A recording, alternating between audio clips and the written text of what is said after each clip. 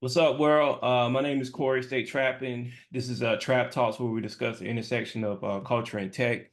And I have the honor of interviewing Abdul Foster, the co-founder of Trainr, and I'll say the career Scrum Master or a product manager. Thanks for Mhm. joining us. No, thank you, Um, brother. is there anything else you want to add?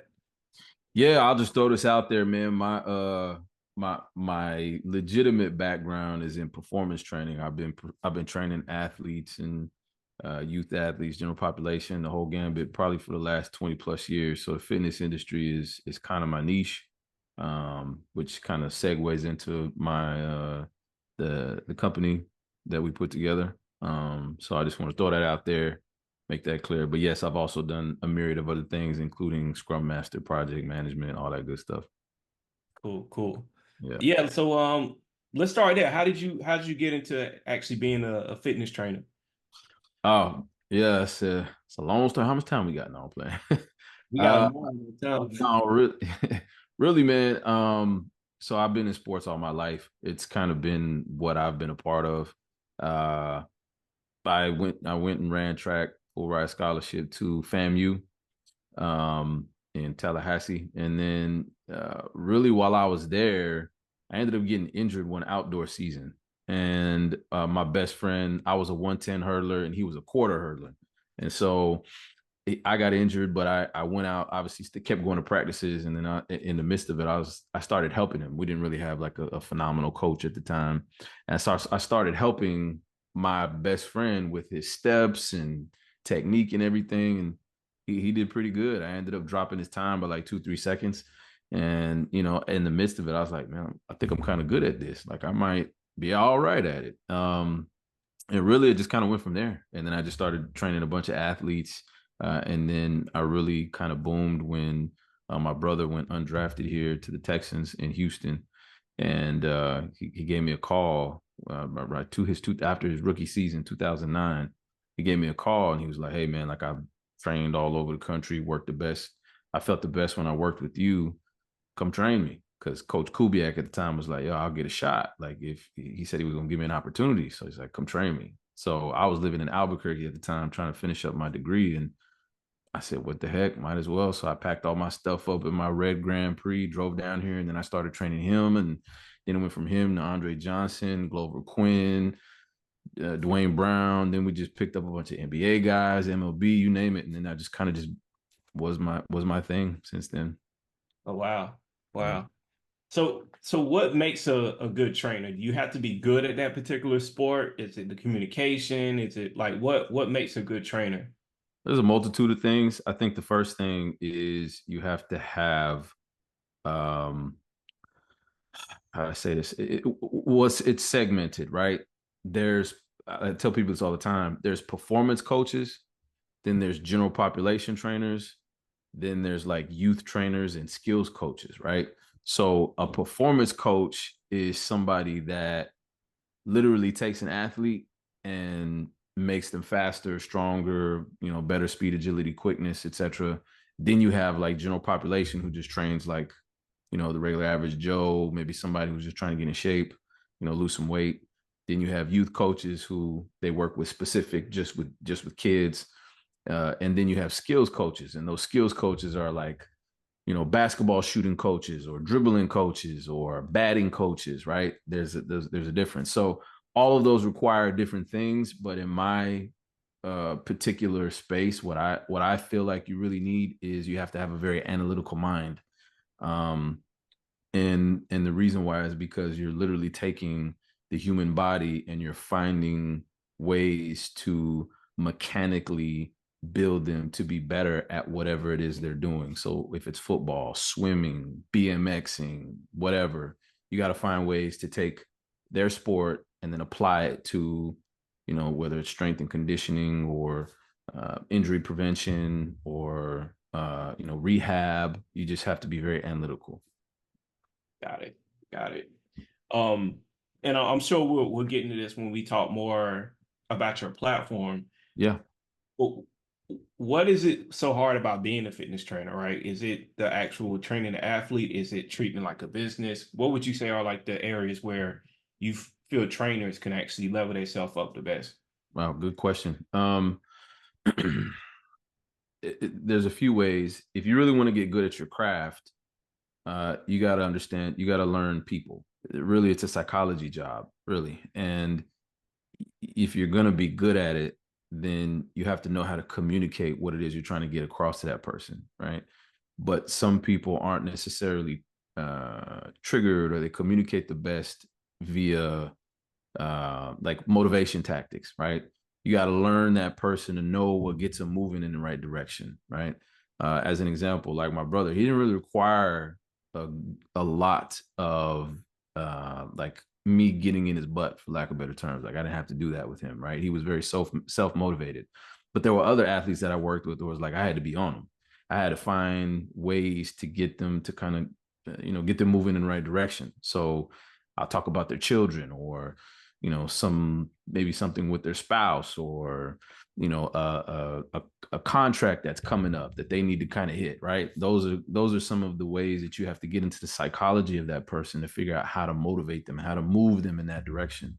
um, and then you got to learn how to communicate it, right? Some people do well where if you show them one time they got it. Some people don't. Some people you have to tell them 4 or 5 times. Yeah. Some people you have to actually demonstrate it. Some people they don't want a demonstration. It's really a psychology game, and just figuring out how to best communicate what it is you're trying to get across to that person. Mm, got it. Got it. So I think you already answered this. You said the analytical nature is what you love about being a fitness trainer. Yeah, What are some like other things about being a fitness trainer that you like as well? yeah. Is it the analytical piece, or what other pieces that you do enjoy about it? Good question. Well, I love, and I'll segue this into my business in a second, but I do love the fact that it's essentially the wild, wild west, because it's actually given my business an opportunity to have some success. Because for trainers currently, right now, they're not taken seriously, right? I feel like we have to know just as much as PTs or even doctors, some physicians out there, but we're not taken seriously, right? We're not our we sell our hours, we sell our time, but people don't value our time as much to say, hey, you're worth, 1,000, 2, 3, 4, $5,000 an hour. Some people don't feel that way, right? So, but yet I have to know as much as the physicians, right? I have to know anatomy, biology, biomechanics, physiology, and psychology to a degree, like I mentioned. So I love all those aspects of having to know all that. But I also love the fact that it's an open space for me to bring in solutions, which does kind of segue into like what my company is, where we offer some solutions to those trainers to kind of build their business up. Got it. Yeah, and to add to that, so I would add understanding diet too as Yeah. well.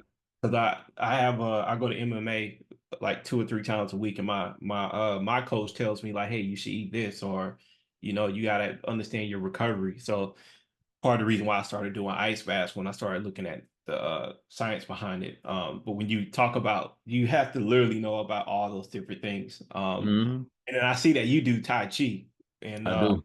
yeah, so tell us about what Tai Chi is. I'll tell you how I learned about it, but yeah, tell us about how you got into Tai Chi. Yeah, good question.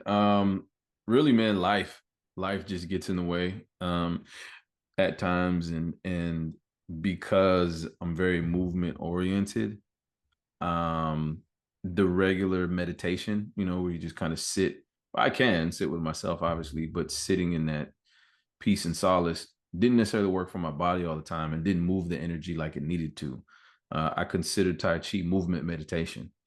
Um, and so I needed to find a form of meditating that was applicable to me and my body, right? Where some people can sit and they can process and move energy through their body, albeit joy, happiness, sadness, anxiety, whatnot. Some people it works to just kind of sit and meditate on some things. And I do that at times, but for me in particular, I have to move, and I feel more complete, and I move the energy better through movement. And it's very controlled. Obviously, there is what I like about it is there's there's a story to each movement. Every movement has a name, but there's a story to each movement as well. So you're not just kind of moving just for the sake of moving, right? There's a very deep message in it, and that alone has given me an opportunity to really find a way to, like I said, move that energy within myself. So it again, it works for me. But I got into it just because of life, and I needed to find ways to move the energy around in myself. I started off with yoga, and I just didn't like it. It just wasn't really for me. So I had to find other ways to get some movement meditation in, and Tai Chi just fit me perfectly. Got it. Yeah. Got it. Mhm. Yeah. So when I used to live in the Bay, I was working at Yelp, and I would walk to like from where I lived to work, and it Mhm. was old Asians. They would start doing this Tai Chi, and it was the calmest sense I would have in my walk before I went to the chaos. Because when I was at Yelp, I worked in sales, so it was like a Yeah. it was like Boiler Room. You think about Boiler Room, the movie, where people Mhm. that's how working at Yelp was. So it was Oh like wow. I walk past these old white people, I mean old Asian people doing the Tai Chi, and I'm like, damn, that's so cool. And then Yeah. right to the Yeah. book in that word, yeah. Yeah. I actually would love, and I want to learn as much as I can, and really learn enough to where I could teach it, right? And I Mm, feel like I could teach some things, but I really want to learn it, and I really want to teach it, especially in our community. I feel like it would do us justice, and I'll get into this a bit, but one of the reasons why is because I feel like young Black boys in particular are kind of chastised for their need to move all the time. That's why they kind of coined them as having ADHD, etc. And I feel like Tai Chi could be a solvent to that. Um, could be a way to get us to understand our bodies and understand our emotions a lot better than the current methodologies that are out there. Um, so I particularly want to kind of move this into our young brothers out there to kind of help them understand how to understand movement meditation and how to yeah, apply yeah. I'm actually just noticing like I noticed this when I moved to the Bay, and I'm seeing it here. There's like a lot of like Black yoga groups. Do you think like the next wave of that would be like Tai Chi? Do you see that potentially happen? it. You never know. I haven't seen too many of our people take it on, to be honest. I haven't really found anybody. There's one other person I tell you about. There's one other person that I do know in Houston, uh, a, a, a a man, black male, that practices as well. But I haven't found too many of us. So maybe I think it'd actually be pretty cool, but Yeah. that's a big maybe. Yeah. Yeah. Yeah. So you didn't grow up in Houston. Where did you and your brother grow up at? Albuquerque, New Mexico. Oh, okay. Born and raised in Albuquerque, New Mexico, and then I moved to, like I said, I went to school in Tallahassee, and then my brother, he moved with my dad for about a year or two, and went to San Diego, and that's how he got picked up. Then he went to college in Tennessee, and then I have an older sister, and she was born and raised in Albuquerque as well, and then went off to college in Vermont, if I'm not mistaken, and then now she currently lives in Atlanta. Got it. Got Yeah. it. So what was it like growing up in Albuquerque? I don't know. I think you're the only Black person I know that grew up in Albuquerque. You know they had Black people there. Yeah, I get that all the time. Uh, but some of the realest black people, you know, um, man, it's just about what you think. Like, there's not a lot of black people there, and you know, my mother's Mexican, dad's black, so didn't fit in with the Mexican people there. But the black people that were there, we ain't really fit in with them either. So there was some culture confusion there, for a while. And then of course, like, because if you see me walking down the street, right, like, you're gonna know I'm black. You're just Yeah. gonna see that, right? It's not anything that I would have to like tell anybody. They just know, oh, you're a black man. But a lot of people don't know and didn't know that I was half Mexican as well. So it was I really had culture shock when I moved to Tallahassee and went to school at FAMU.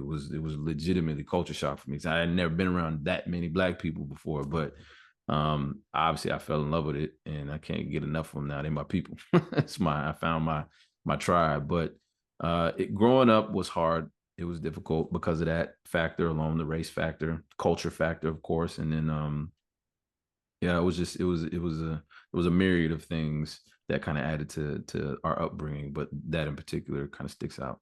Yeah, I would have never guessed you was half Mexican. I actually just came from Cancun, so Yeah. Cancun, Yeah. Yeah, I'm yeah. definitely half Mexican, man. Yeah. So are you fluent in Spanish or just Absolutely not. Nope. I don't speak no Spanish. Un poquito. Very little bit. I don't know much, man. But that was one of the things I wish I would have learned was Spanish. But we didn't learn it. got it? So are you close to your mother's family? Growing up, not really, man. We weren't really close to him. And really we weren't really even close to my dad's side of the family either. It was just kind of just us, growing up in Albuquerque. But they didn't speak Spanish either. That was the dilemma. It was real unique because in New Mexico, how do I put it? The culture there moves in how should I say this? There's a lot of Mexican and Spanish people there that believe themselves to be of the European ilk. And so at the time, my grandmother, as an example, wasn't allowed to speak Spanish growing up, right? And so it was kind of lost in our through our generation. They actually got punished if they spoke Spanish, like at school or whatever. So they forced them to learn English, and then of course that stuff just kind of got lost through the generations. But yeah, so we didn't learn it. It wasn't something we did. Got it. Yeah. Wow. So you go to you said Tallahassee, right? Yep, with the school of family. What was it? What was the aspect about being around a lot of black people that was like the culture shock? I mean, for one, I just had never I'd never done it before. For one, but two, I'll be honest, I 100% fell in love with the women. Like I was like, oh, this is nice. I like this. I love black women. Um, and of course, I think it was the verbiage. Obviously, going from New Mexico to the South, like the deep South, Yeah, it was that was different for me, right? And then I had to yeah, pick up on the lingo. They was calling me red bone over there. I'm like, bro, what is that? Like, well, I don't even know what that means. And they was telling me they liked my hair and all this other stuff. And I'm like, bro, I don't know what y'all talking about. Like, I have no idea. But it was just picking up on everything, the entire culture of it, right? yeah, And one thing I did obviously like is the love of black people, right? Like we genuinely love each other and genuinely try to most times love other people, probably to a fault. But that love is deep in us, and it's real, and that's something that I again I just fell in love with. yeah. That's dope. That's Yeah. dope. So in college you just ran hurdles. Did you play like other sports as well? Mm-mm. Yeah, my coach wouldn't let us. I wanted to go play football, but he wouldn't let me. So I had to keep my scholarship intact, of course. So I just ran track. Oh wow. Why didn't he want you to play other sports?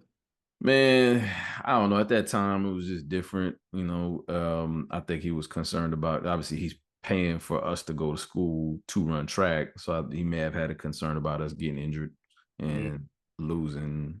Not being able to run indoor season due to football. So, it just kind of is what it is. yeah, yeah. Yeah. So cool. I know we're jumping around here. Yeah. So how did you become or get into being a scrum master? Because you say you're doing training work, you're training athletes, but where does the working as a scrum master come into play? Interesting. Man, I've done so many things. It's crazy. So in 2000, really the inception of the concept of Trainr started in 2016. In 2014, I opened up my own training facility here in Houston. It was called Nine Innovations, right? And that's where we trained, obviously, my brother and a bunch of athletes and went from there, right? So I ran that facility for about 5 years. In 2016 was when I kind of started the idea of Trainr. And I wanted to really understand tech. Like I had never really been in that field. That wasn't what I had learned. So I wanted to find a way to get in. And at the time, I had had an associate of mine who hopped into being a scrum master, and he told me about it.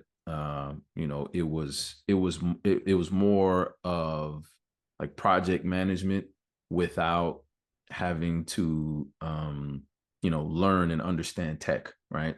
Yeah. So it was delving off into the software side of it without me having to know everything about how to code, SQL, data analyst. I didn't know nothing about none of that. So I said, all right, might be an opportunity for me to get in and learn as much as I could. So I did. I went and I took a course from a guy who lives out in Dallas and got certified and just went out there and started picking up some jobs. I only did it for about a year and a half. Just to get my feet wet. And then I kind of went full time into entrepreneurship and the business. Yeah. Dope. Dope. Mm-hmm. So what are some things that you noticed that made you a good fitness trainer and also carry over to being a good scrum master? Um, the same thing, communication, being able to, identify problems, and being able to communicate those problems and then being able to lead a team, right? Or lead people in a specific direction. It's the term servant leader as a scrum master is exactly its point on, right? Like you serve this team and the product owners by bringing them together and making sure the project gets done the way that it needs to. But you're serving everybody, but you're leading everybody in that regard as well. You're making sure stuff gets done on time. You're keeping everybody on track. If there's specific impediments, you're pulling out of them how to kind of communicate that. You're kind of in charge of whatever modicum they use to keep the backlog intact, whether at monday.com, Kanban boards, you name it, like that's your responsibility, right? So you really are a servant leader. And in regards to training, it's the same thing, right? Like I am serving this client of mine, this athlete, right? But I'm also leading them in the direction of where they need to go to get better. So it fits seamlessly for me. And then of course all the psychological aspects tie into it, right? I have to be able to communicate with the product owner to let him know so he can explain to me exactly what's going on. Then I gotta be able to communicate that to the lead engineers or the junior developers and get them to understand what we're trying to do, and then take them saying, hey, this is going to take 2 to 3 weeks or 2 sprints for us to get this done, and then I have to communicate that back to the product owner. So it's, again, there's a lot of like being the middleman to a Right. degree, right? Yeah. And making sure that you understand both sides of the fence and the stressors and the issues that they're going to have on this side, and then the stressors and the issues they're going to have on this side. And you just have to keep everybody calm, chill, cool, collected, and moving in the right direction. Right. Right. Yeah. Yeah. I definitely agree with everything you said. And it also, to me, I could kind of, I don't do it necessarily, but I will kind of do it for this. You can pretty much have a scrum master, product owner, product manager is like interchangeable, and obviously it depends on the organization. And there's a lot of like you said, right? There's a lot of sheep herding, and then there's different point of views you have to be able to speak to, right? So if Yep, I'm, yep. talking to if I'm talking to go to market as an example, or somebody in sales leadership, they want to know about those features that is going to Mhm. help them close more deals, right? Yep. If I'm talking to the engineers or the designers, they're more focused on engineering or designer that, or it's just actually really easy for the customer, to use, right? Yeah. So as a scrum master, product owner, or PM, you literally have to understand every side of the business and be able to speak to every person's needs or Right. anticipate their needs, right? So Right. um, I love it. It's not for everybody, but Yeah. if you master it, I think it's one of the best skills or roles that I think prepares people into entrepreneurship. Because as a Oh business, man.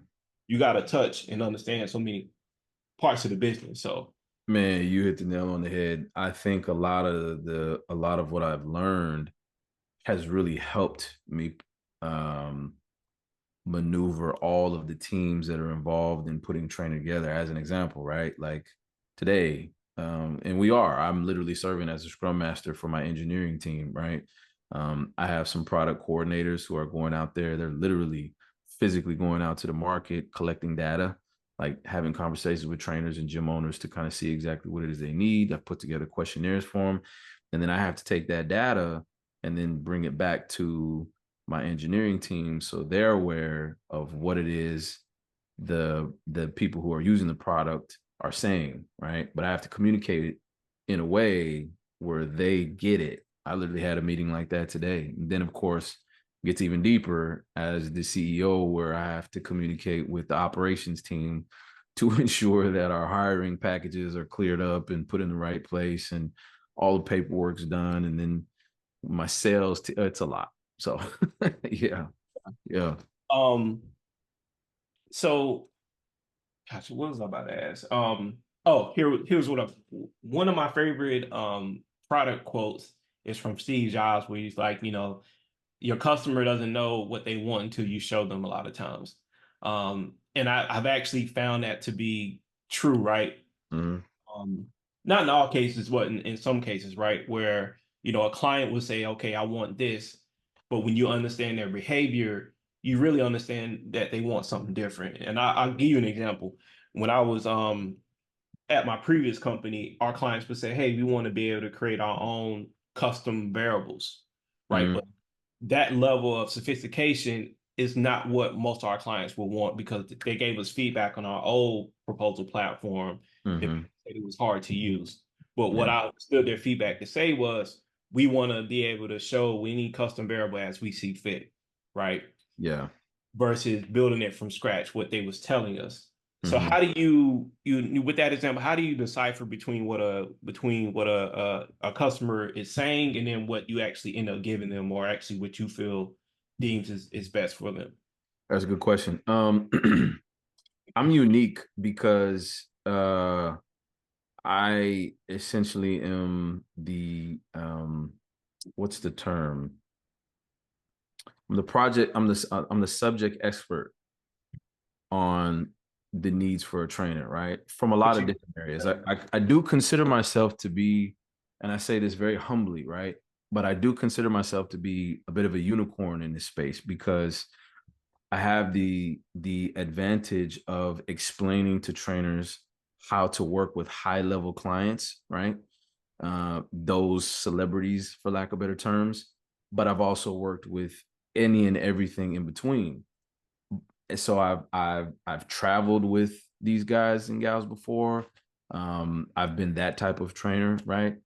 I have ran my own facility, so I understand what it means to have employees and how to, like, at one point, again, saying this very humbly, our training facility was probably the hottest facility in Houston, which Houston is the third or fourth largest city in the country, depending on who you talk to, and that's huge, right? From going to having literally top 5, 10 athletes in the state of Texas, and really, even if you go that far to country, to bringing on James Harden and Clint Capella to come do some work with us, and any and everybody in between, to getting influencers, the whole nine. So I have this unique way of being in the position that I'm in, that as the subject expert, I know what you need. And then not only that, I also know how to sit down and have conversations with these trainers to grab that information from them. So there's a bit of me knowing what you need to move your business along, right?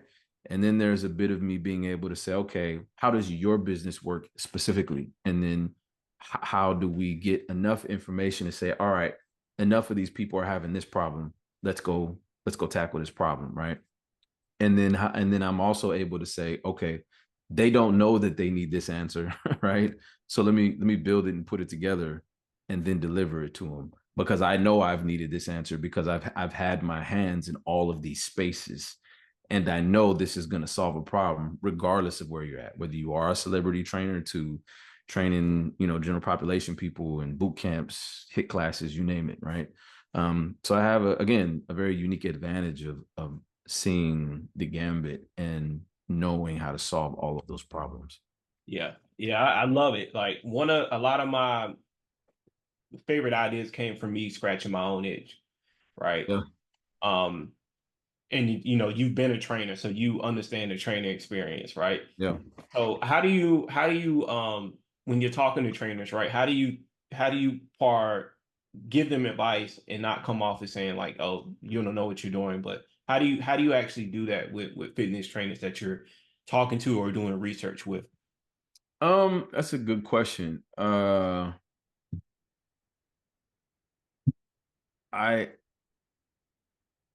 I think I have found myself. I think I found myself as like kind of an OG in the game, right? And if you're a trainer in this space and you've been around for at least the last 2 3 years, you kind of know who I am to a degree, right? And so I don't really have to like go to trainers. One, I'm just not going to give you information unless you ask for it, right? Um, I'm just not that type of person. But a lot of trainers come to me and they are asking questions. Hey, like Abdul, how I do this? Or some just call me OG. OG, how I do this? And that's kind of been like I'm the old sage at the top of the mountain, that people are kind of looking to get information from currently, you know what I mean? So that's kind of been my wheelhouse, for lack of better terms, right? And so I don't really have to deliver information to them. They're kind of coming to look for it right now. Got you, got you. So yeah, so let's get into trainer. Like how did you get started? How did you find your co-founder? Yeah. Uh, you don't code, and I think that's very Mhm. good for people like us to hear because you know you don't have to code to build a tech company, No. but you do have to understand what coding is and what it entails. So yeah, so walk us through those steps of when you started Trainer and where it's at today. Right. Uh Again, the idea kind of blossomed in 2016 when I was trying to solve the problem. I tell people the story, right? I was going to train a combine class one morning. It was like 4 o'clock in the morning. And I'm on my way to class, but I'm leaving the house. And, it's dark. Everybody, I got the lights off. I can barely see to get around, right? And I hear this rustling down the stairs, coming down the stairs. And I turn the light on. I'm like, what the heck is that? And it's my son. He was like about 1 years old at the time. I don't know how he got out of his crib, but he got out and he was like coming down the stairs. They kind of wiggled their way backwards. And he's just sitting there and smiling. And I'm like, it was just that man, pulled on my heartstrings a bit. And I was like, man, at that moment, I was like, I don't even want to go into work right now. And I love what I do, but I don't even want to go right. I just want to stay here with my son, right? And then I got to thinking on the way as I was driving, it was about a 30, 40 minute drive. I was like, man, I I gotta figure out a way to not sell hours because if I don't show up, then I'm not gonna make enough money, right? How can I make money? Because I'm business savvy, so I'm sitting here thinking, I'm hearing scaling, and I'm hearing, you know, like you got to make mailbox money, make money while you sleep, and I'm like, how do I do that? Like, I'm a trainer. How am I able to do that? And of course, I looked into the YouTube model, and at that point, it was like you had to have at least 10,000 followers and at least 1 million views before you can even start to monetize. And I'm like, this ain't gonna work, right? And so the concept spawned right from Trainr. There's problems in this area. How do we do that? How can we legitimize our business? How can we secure what we do and make it something that people will take seriously? There's medical benefits. I want a retirement plan. I want to be able to make money while I'm sleeping. I want to protect my intellectual property, which is my training. And I want to be able to be 50 years old, 50, 55 and retire and be like, yeah, I worked hard. I did what I needed to do. Now I got some money coming in. I can live comfortably and I'm good. Right. Right. That just currently doesn't exist. So that was a problem. Right. And I wanted to solve that problem. And then, of course, the concept spawned from there. And then we had a lot of iterations and just kind of kept going.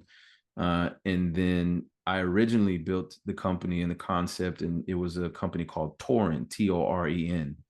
And it was a play on the Japanese word for trainer, which is Torenya. And then we just dropped the A and called it Toren. And, built that out and had a lot of bunch of issues. We ended up dissolving the company. And I kind of stepped away from it for a while, honestly. I stepped away from the whole idea because I kept trying to get it to work. And I was like, man, this ain't working. So I stepped away from it. I ended up taking a job in Florida. And while I was there, it was a gym. I was a director of performance. While I was there, I was looking around all the problems that were going on again in the industry. And I'm like, dang, my concept would be perfect, especially because the pandemic had hit. And I'm like, dang, I'd probably be a billionaire right now had I had that thing run the pandemic. So I said, you know what, this is just a sign. I got to hop into it. So I started creating again. And a gentleman by the name of Ash DeWalt, who runs Diving and is the founder of the Collective, which is a fund that functions underneath Mercury here. And went to him, asked for some advice on a couple other things. And I was like, hey, man, I really want you to take a look at this concept and give me your thoughts. Tell me what you think. And he looked at it. He's like, man, I got a guy that you need to talk to. I said, okay. And his name was Jeremy Gaston. And he linked me up with them. We talked about it. He was working on something that was like really similar to what I was doing. He called it Trainr. And I was like, man, this is great. He had already had a product built out on iOS, and we just kind of got together. And we both had a passion behind it, and we went from there. And then that was kind of the inception of it. And now we're here, moving in the right direction. So It's dope. It's dope. Um, so how did so when you decided to work with him, was there much like, because what I found too is like when I with founders, when you're starting a company, you have to be very careful who you partner with, right? yeah. Like I like to, make sure that they're like in sync with me. Like, how do they think about the world? How do they think about this product? Like, Hmm. can I go to the bar with this person and hang out with, like Right. Obama, right? Hmm. What was those moments when you realized, oh, okay, I think he'll be a good founder? Well, we had this, we call it courting, the dating phase, right? Yeah. We had just, in we had like some legitimate conversations early on, like what are your core beliefs, right? What is that question that you're afraid to ask that you want to ask, right? And for us, like we got down to the nitty-gritty of it, right? Like family, religion, how we gonna split this thing up, right? Because some people don't want to have that conversation. What's the money gonna look like, right? Like we got into the nitty gritty of it very early on, and that is really what made me comfortable and feel comfortable moving forward with him because I'm that type of person. Yo, let's just lay all the chips on the table, man, and let's figure this out. I don't really want to play games. I don't want to do this back. I don't want to do all that, man. Like, let's just sit down and figure this out, and let's move forward. Let's go change our families' lives, right? And that's how he was, and that's how I kind of knew it was a fit, right? There were obviously some differences, and we worked our way through those as well. Um, but as we do, all people got differences, of course. But the core beliefs and the core of what we wanted to accomplish was the same, and then the core of who we are is the same, right? We both work hard. We both are executors. We want to get out and go get it done, and we'll literally sink our last dime into the project. That's how we feel. We take the risk. That was something I needed to see. Like, do you take risk? And he was like, bro, I'm all in. And I got 3 kids and a wife. Like, I'm all in, right?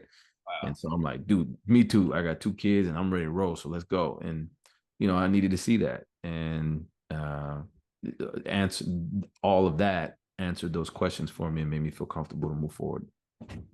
Got it. So how did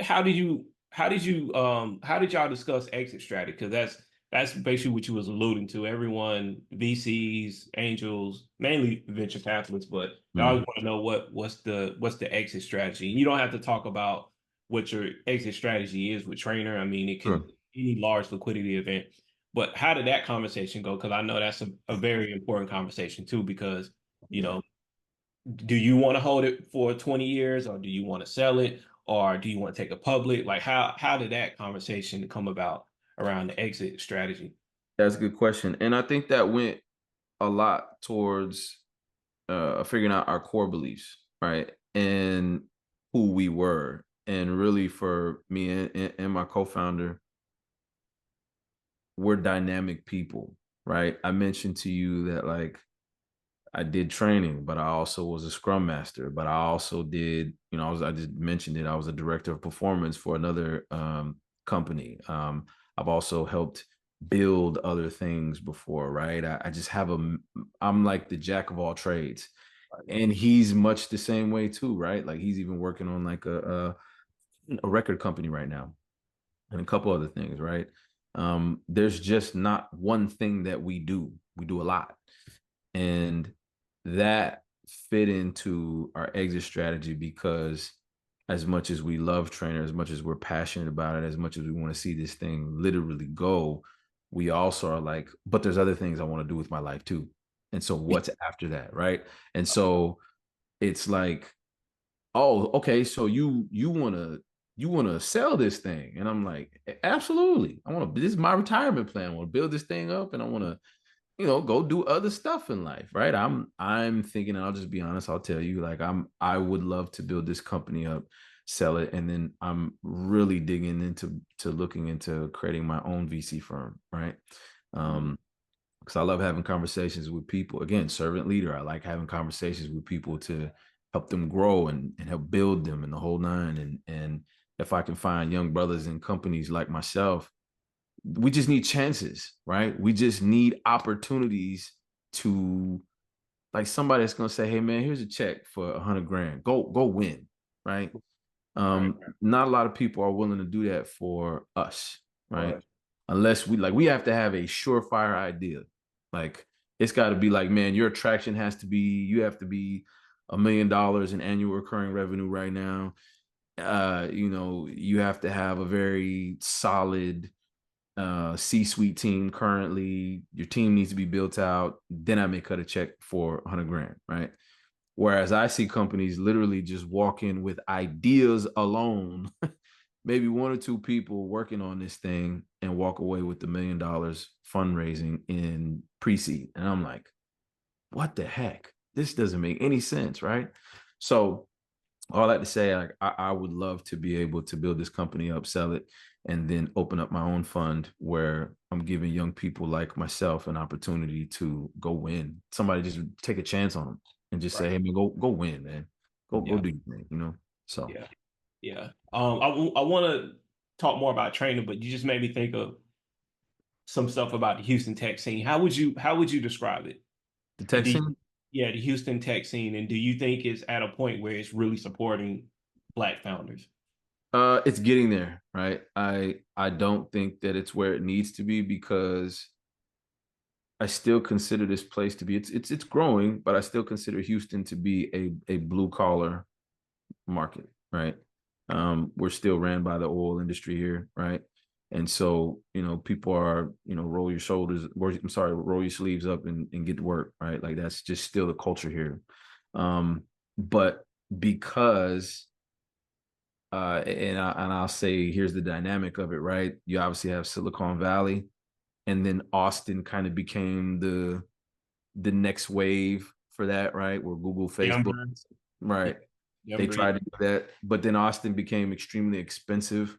And so now what everybody's doing is because the cost of living is not that expensive here, although it's getting there. um, people are moving here and then they're bringing their freshness, their newness, their ideas. Obviously, and tech is a good part of that. And then really the place where our office out of Mercury, they're leading in all SaaS companies in Central America right now. As far as their fund is concerned, they manage close to $1 billion in money right now. And so it's a beautiful kind of culture that they're building, and I feel blessed because I'm like right in the thick of it, right? and I'm learning so much. But I will say that it's growing and it's moving in a direction of blossoming as far as tech is concerned here. Yeah, yeah. And the more I think about it too, it just popped in my head. It's kind of like an oxymoron for you because you have a platform for trainers, but I'm in a group called Houston Meet and Greet. And so it's Mhm. like the best restaurants here. It's like you got both of those, going here to Yeah. Well, in all honesty, right? Here's the crazy part is that I learned this. Houston being the third or fourth largest city. I just found this out the other day, and I've been here for over 14 years almost. Yeah. Uh, there's 27 embassies here, I believe. Yeah, Right. most of them are African. I think most of them are African embassies, yeah. Right. But it's very unique because it's obviously a melting pot here. But that just brings all the culture of food, right? That comes with that. But the beautiful part is for trainers is great because I think we're probably in the top three as far as the most overweight cities in the country. So it's like, as a trainer, if you come here and you can't win, you ain't doing something right. You know what I mean? Because there's a lot of out of shape people here, dog. You just got to find them. You know what I mean? So Yeah, that's why I did my MMA because I was so out of shape. I was like, nah, my yeah. clothes wasn't fitting. I was like, nah, let me But go to look, to be honest though, it's easy to do that here because the food is so good though. Let's just be honest, man. Again, that melting pot mixture of different cultures and food. Like there's actually a place at the Ion that he just opened. The guy just opened the place up, and I had a burger there today. It's a mix of Latin food and African food. That's the cuisine. And the burger I had today was phenomenal. I'm like, oh my God, I gotta come back. Yeah, that was good, bro. And so yeah, all to say, like it's very easy to get lost in all the food here. yeah, yeah, Yeah, yeah. Um, yeah, so let's get back to your platform. So sure. what's your strategy for reaching trainers? Is it primarily just leveraging your relationships, or do you have like growth tactics that you're looking at? Like how do you go about growing your platform? Good question. It's starting off with just my resources, of course. Because again, being an OG in the game in Houston, um, I kind of know pretty much everybody that's a trainer here, right? Yeah. Or the major ones, I should say. And I have good relationships with them, and so it's easy for me to sit down and have conversations with them. But obviously, knowing that that can't be the rest of the globe and how we get out. Two things are go-to-market strategies, right? Which play directly into the culture and the problem that we need to solve. Well, there's three things. One, trainers don't get recognized. They don't. Like I mentioned before, that we're just kind of like the forgotten aid or assistance, right, out there. So what we did was we decided to host a top 25 event, right? And we actually held it at the Ion. So we hosted the Houston's top 25 trainer event, and we had like close to around 300 nominations, and of course dwindled that down to 25. And it was a great showing that we had. It created good buzz, and it obviously appreciated the trainers and let them know that, hey, we're here, we know what you're going through, we know your plight, we know the fight, and here's a reward for all the hard work and the effort and the energy that you do put in. You're recognized, right? So that was one of the ways that we kind of got our what we're doing out there. And it served a lot of uh, tactics for us. It helped us figure out ways to bring a community together. That's another thing, especially if you're running a SaaS organization and you want to grow it. One of the tactics is to have like a parasite host option, right? And that parasite host option normally centers around where is my market? Where do they hang around? Where do they go to all the time, right? Um, as an example, there's a company called Trade Block that's actually here in Houston. They're based here in Houston, and Trade Block is a shoe exchange company, right? And for them, they can go to like sneaker cons, right? And then of course they have those kind of across the country and the globe, right? So they can kind of go to where all the sneakerheads hang out and get what they're doing out there, right? Well, there's nothing for trainers. Trainers don't have a place, a central location for them to go to kind of drop their guard to a degree and just communicate and see different things and whatnot, right? And meet and greet other people that have like interests. So the top 25 event gave us an opportunity to obviously build that community as well too. So that was one of the ways that we decided to go to market. The another one, and I'll be brief, is we attached ourselves to certification boards and schools, right? So we understand that trainers, obviously the really good ones, want to go out and learn and get educated with their craft. Well, obviously certification boards and schools do that. So we decided to partner up with a few companies here in Houston, and we have an exclusive deal with them to be their online or their the other platform for them to deal with exclusively. So when trainers go through the school, they're getting educated, they're going to get their certification. We get an opportunity to come and introduce them to ways that they can then grow their business and their brand through our platform. Mm, got it. Got it. Yeah, I like you call it the parasite strategy. Yeah. Yeah, I've actually loved that strategy. I mean, that's effectively just building like an on-site community. Yep. Like there's like the Houston Pod community or something like that that I'm a part of, where it's like a Nice. bunch of podcasters sharing information. Yeah. Um, and the because that's one thing I've noticed that HubSpot does really well. I think HubSpot, as just as an example, they have a really great content strategy. Mm-hmm. I think their content strategy is actually better than their product in Yeah. my view. Yeah. But like they do so well at SEO. Like how do you run a full ad campaign or whatever? They have like how-to guides on all that stuff, and it all Yeah. builds to the top of funnel and ends with them. So I like a lot of what you were saying with that. I've seen that be successful. Um, Mm-hmm. but how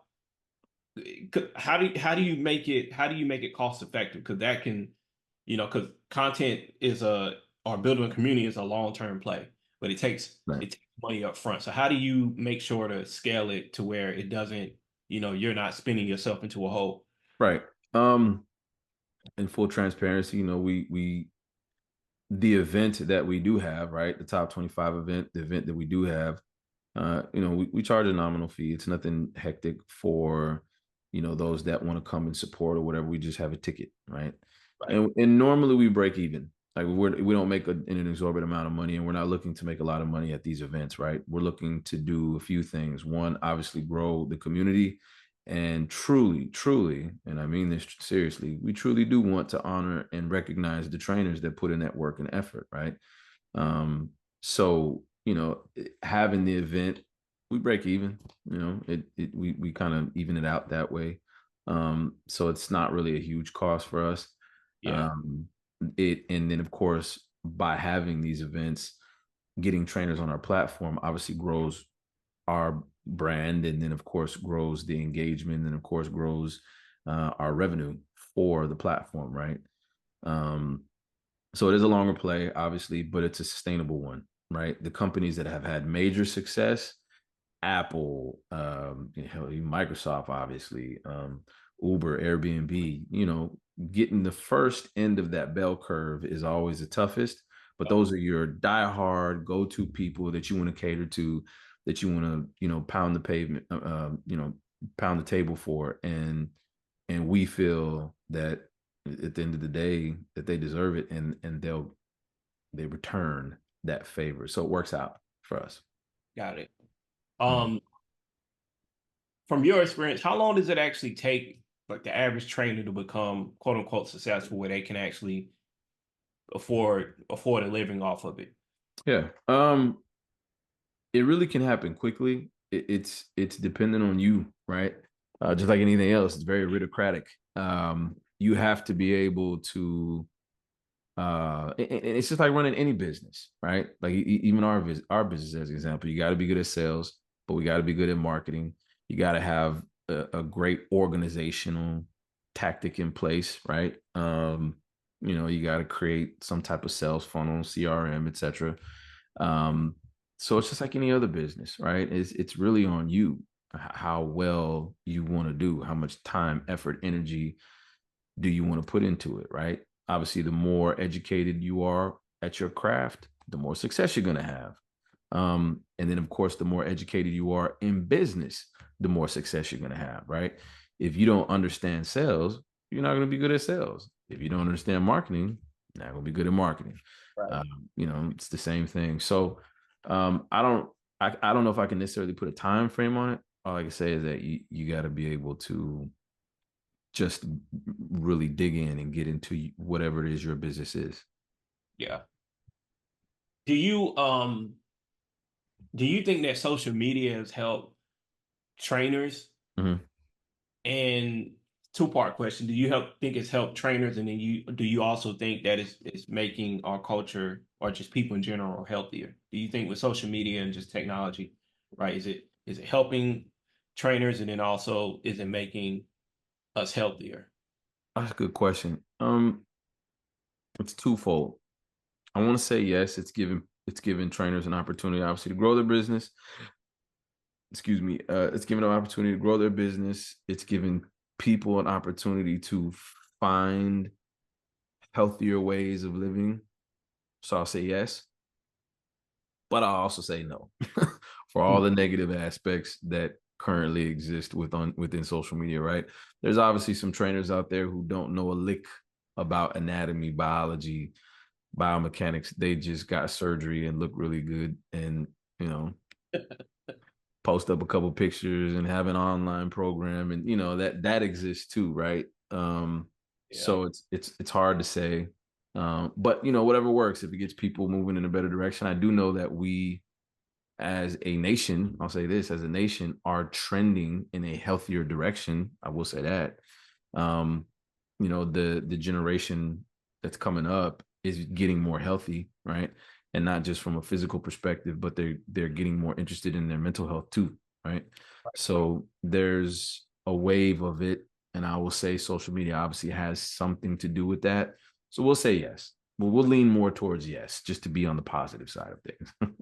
yeah, yeah. You made me laugh when I didn't expect you to say this, but when you was talking about um you were talking about some people get surgery and stuff like that, and how, Hmm. I've spoken to, because the thing about losing weight and when you're getting fit, you can't tell your body where to lose the weight at. It's going to lose it wherever. Yep. Um, and you don't see a lot of people discussing that on social media. They just make it seem like, oh, he or she did this and that, and then you find out, like, you heard about the now you can get surgery to have a six pack. Yeah. Yeah.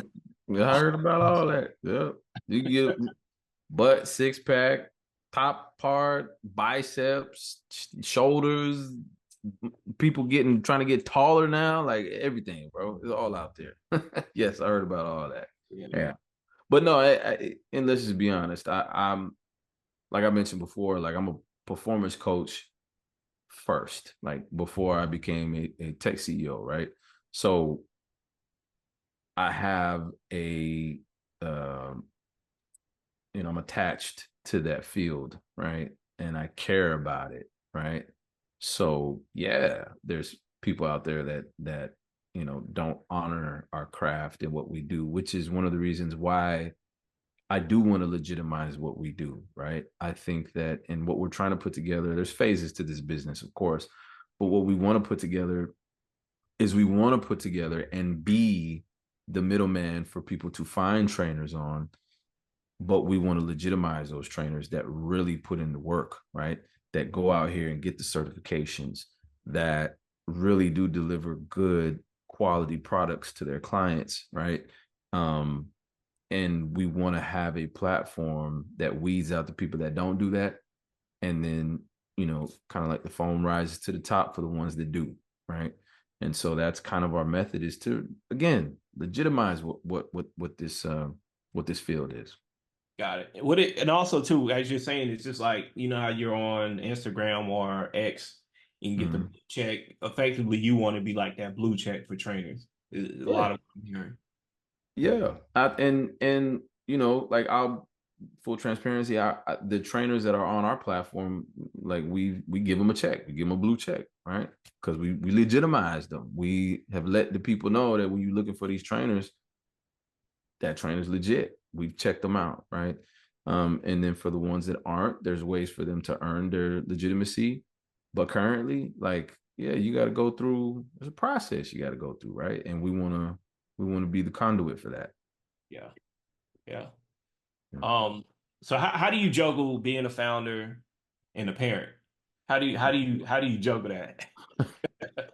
The best you can, right? Like, um, being and I still consider us a startup, right? Like, um, being a founder, startup company, it's a lot, man. There's some days, and I say this to all the founders that I have conversations with, or all the business people out there, man. I know what it's like.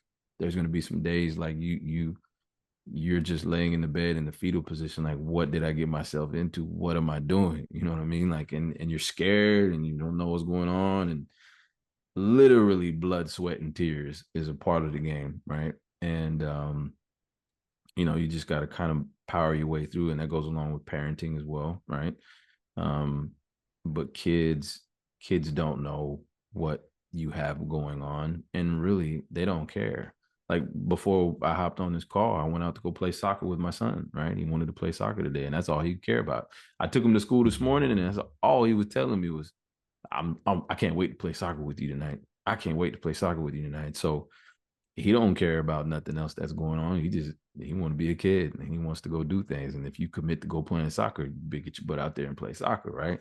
Yeah. So it's just, you do the best you can. You're not always going to be the best parent in the world. You're not always going to be the best founder or CEO. You're not always going to be the best at anything, but you show up and you do the best you can. Right, right. Um, so what type of music, what music you listen to like get charged up and Oh man. get through the day? Surprisingly, nothing you'd probably expect. No hip hop. I can't even do it no more. I think I'm too old for it. Honestly, the best way I can say it, man, is like, I can't listen to music nowadays with words in it. I don't know why. Like, so I have to do like some nice, maybe classical music. There's a guy, I'm forgetting his name. Let me just pull him up real quick because I literally want to make sure I get it right. But he does like electric guitar music. Um, I have like music from movies like Kung Fu Panda, that Hans Zimmer. I listen to stuff like that. Thomas Newman, who did like Meet Joe Black. Sean Angus Winston Watson, that's his name. Sean Angus Watson. He does like a lot of electric guitar music. But it's like chill R&B music almost. So stuff like that is what I listen to kind of get me through the day, and I can work listening to that and just hammer out as much as I need to. Yeah, I'm with you. So like mainly what I listen to now is like Afro beats, and a Mhm. piano. But when I'm trying to get like deep work done, I like to listen to it's a channel on Spotify called Jazz Tronica, where Wow. it's like electronic jazz or whatever. It's like no words. Yeah. Because when it's words, your mind is trying to keep up with those words. So it's like, nah, Yeah. whenever I'm Yeah. doing like deep work. Right. Um, yeah, yeah. Yeah. That's for me. Same. I just can't do it anymore. Maybe I'm older. I don't know what it is, but I just can't do it no more, man. So, and even in the gym, I'll be honest. Like, I literally, it's funny because I'm posting videos now about a program that I'm about to launch on the platform here within the next couple weeks. And one of the things I mentioned was, the whole video was about how to train for your mental health, right? Mm, And one of the ways I mentioned to do that was to slow down, right? Like, don't go in the gym just trying to hammer everything out all at once, right? Slow down, take your time with reps. Take your time with what you're doing. Doesn't have to be heavyweight either. Just slow yourself down. And I mentioned music can help with that, right? Like, maybe turn off the hip hop, maybe turn off the rock a little bit. You ain't always got to go ham. Sometimes you can just slow it down and you get just as good of a workout as you would if you was, listening to NBA Youngboy or whatever they listen to nowadays. You know what I mean? yeah, Um, right? drill. The drill music, yeah. There's even Japanese drill. I was listening to it. I didn't know what they were saying, but then they started Yeah. breakdancing. I was like, wow, this is yeah. Yeah, like, I don't want to hear nobody get shot right now, man. I'm trying to, I don't want to hear about that. Whatever it works, whatever works for anybody. Whatever works for you. Yeah. Yeah, Yeah. don't, yeah. That's cool, man. Yeah, so you talked about the new program you're launching with Trainr. What's next for Trainr? Yeah, it's a good question. So we're still essentially like in phase one and we're moving into phase two. And phase two for us is to really start adding some embedded services for trainers specifically, right? So those embedded services include medical, right? We want to find a way to get trainers to have some medical. It's important, right? And especially if you're in the gym, you got a strain or a tear or a pull or something. You got to have a primary care physician on deck, right? Dental, eyes, you name it. All that stuff is important. And there's really no packages or really nothing out there for trainers specifically. Margins aren't that huge in what we do, so we have to find ways to get done what we need to the right way. We're also incorporating retirement plans, starting to offer some retirement plans for trainers that, again, want to legitimize this and make it something that they do for the long haul. But you obviously can't do something that's physically daunting forever. So when you get to be about 55, 60 years old, you want to be able to live off of something. If you've dedicated your life to this, to some people do, you should be able to relax in the later years of your life and live a comfortable life. So we're going to put some retirement plans together. And so those are some of the things that we're doing in the next phase and the next wave. Currently, we just offer basic business solutions to trainers. So, we're talking scheduling, payments, obviously are on there, content management and storage, um, CRM, direct messaging. Those things are currently housed on the platform that help trainers. We obviously also offer tax information. So, obviously you're collecting payments through the platform. We can spit out some tax forms for you when that season comes around, like it even just passed in April. Yeah. So, all those few things is what we currently offer, and then we're moving in the direction of building more to offer to trainers. Cool, cool. Got it. Anything else you wanna leave with the audience? No, man, I really appreciate you for this time, man. I think that obviously what you're doing is great, man. Just giving people like us an opportunity to communicate out what it is we're doing. And I just appreciate the time, man. Really honored. Yeah, the honor is mine, man. I listened to you pitch, and I actually used to have a background in sales, so I'm all about like the elevator pitch. And walked up Mhm. to you afterwards, you was like, "I'm with it." And you Yeah, people I walked up to with that, and they're like, "Yeah, I'll do it," and then they don't come through. Like I remember, I was telling my fiance, I was like, "Oh snap, he actually really wants to do it." So the yeah, honor is mine, man, because I really appreciate it. You yeah. give me the opportunity. Pleasure's all mine, because Absolutely, man. you could be playing soccer with your son, but you took out time to do this podcast. So I really, really, Uh, Listen, man, it's funny. I will say this. My dad used to always tell me, man, giving starts the receiving process. yeah, So, I just try to live by that, man. Give as much as possible. And things kind of pan out. cool, cool. All right, y'all. This is Corey Stay Trapping with Trap Talks, the intersection of culture and tech. Abdul Foster, co-founder, trainer. Thanks again for joining us. And yeah, yeah, come back and see us, man. I will. Thanks for having me, brother. Yeah. All right, man.